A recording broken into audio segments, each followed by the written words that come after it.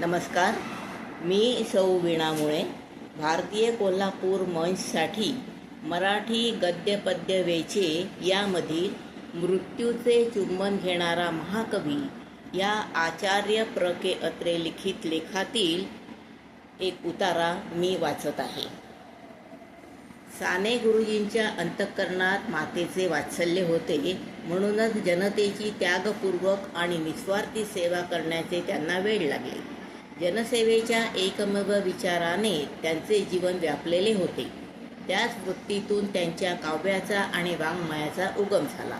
देशाचे पारतंत्र्य नष्ट झाले पाहिजे, समाजातली सारी विषमता आणि दैन्य दूर झाले पाहिजे, जनतेच्या जीवनातल्या दलदली हटल्या पाहिजे, विषारी तणे जळून गेली पाहिजे, अज्ञान आणि भ्रम नाहीसा झाला पाहिजे, सर्व बुरसटलेल्या रूढींचा विध्वंस झाला पाहिजे. नको सरंजामशाही, नको जमीनदारी, नको खोती आणि खाजगी नफेबाजी, नको पिळवणूक आणि मिरासदारी. उदात्त विचारांचा आणि उदार भावनांचा समाजावर पाऊस पडला पाहिजे. जनतेच्या बुद्धीला धक्के बसले पाहिजेत. जीवनात चहूकडे उठाव झाला पाहिजे आणि त्याच्यातून नवसमाज निर्माण झाला पाहिजे. हे एकच विशाल स्वप्न गुरुजींच्या डोळ्यासमोर तरळत होते. ते स्वप्न साकार व्हावे एवढ्यासाठी ते आपल्या वाणीचा आणि लेखणीचा उपयोग करीत होते. बाकीचे कवी आणि लेखक स्वतःच्या विधभर जगात आपल्या टिचभर कल्पनांनी कृत्रिम जाळी विणीत बसले होते, तर गुरुजींची वाणी आणि लेखणी तमाम जनतेची प्रतिनिधी बनवून तिच्या उद्धारासाठी साऱ्या महाराष्ट्रभर विजेप्रमाणे कडाडत फिरत होती. बाकीचे कवी आणि लेखक आपापल्या खोलीची दारे बंद करून स्फूर्तीची आराधना करीत आढ्याकडे डोळे लावून बसले असता जनतेच्या विराट आत्म्याला भेटण्यासाठी गुरुजींचा आत्मा समाजाच्या प्रत्येक क्षेत्रातील निरनिराळी जीवने तपाशीत भटकत होता. तो मुंबईच्या चाळीतून फिरत होता. 10 हात लांबी रुंदीच्या खोलीत 6-6 कुटुंबे कशी राहतात हे पाहत होता. साताऱ्यापासून खानदेशपर्यंत शेतकऱ्यांच्या शेताझोपड्यात तो घुसत होता. खंडोगंटी धान्य पिकविणारी ती धरित्रीची लेकरे उपाशी का? त्यांच्या सोन्यासारख्या मुलाबाळांना 8-8 दिवस आंब्याच्या कोईंवर आणि चिंचोक्यांवर राहायची पाळी का? सहानुभूतीचा प्रचंड सागर गुरुजींच्या अंतःकरणात हेलावत होता.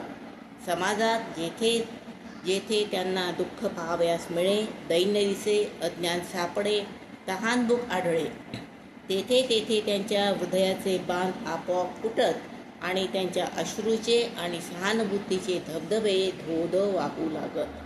सहानुभूतीने थबथबलेल्या हृदयाने आणि अश्रूंनी डबडबलेल्या डोळ्यांनी गुरुजी समाजात हिंडत असत. गुरुजींचे सर्व सामर्थ्य त्यांच्या अश्रूत होते, त्यांच्या सहानुभूतीत होते. अश्रू हाच त्यांचा नारायण होता. माझ्या अश्रूंनी मी पर्वताला बुडवीन, वज्राचा चुरा करीन, पाषाणाचे नवनीत बनवीन असा त्यांचा निश्चय वाटत होता आणि तसे त्यांनी करूनही दाखवले. शेकडो वर्ष अस्पृश्यांना बंद असलेली पंढरपूरच्या विठोबाच्या मंदिराची दारे गुरुजींच्या अश्रूंच्या पुरात विरघळून गेली. बडव्यांच्या काळजातल्या दगडाचे लोणी झाले.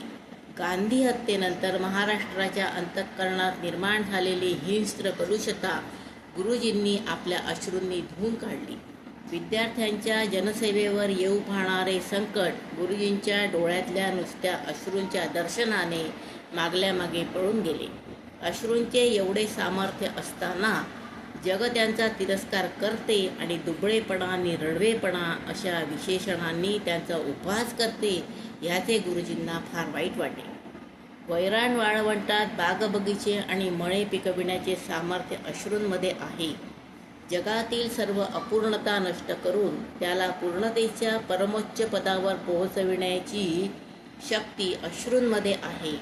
अश्रूंचा बिंदू हाच जीवन ग्रंथाचा पूर्णविराम आहे. हे अश्रूंचे ओजस्वी उपनिषद गुरुजींनी भारताला देऊन ठेवलेले आहे. गुरुजी हे अश्रूंचे महाकवी होते. त्यांच्या सर्व वाङ्मयात सहानुभूतीच्या शुद्ध, पवित्र आणि निर्मळ रसाखेरीज दुसरा कोणताही रस आढळणार नाही. धन्यवाद.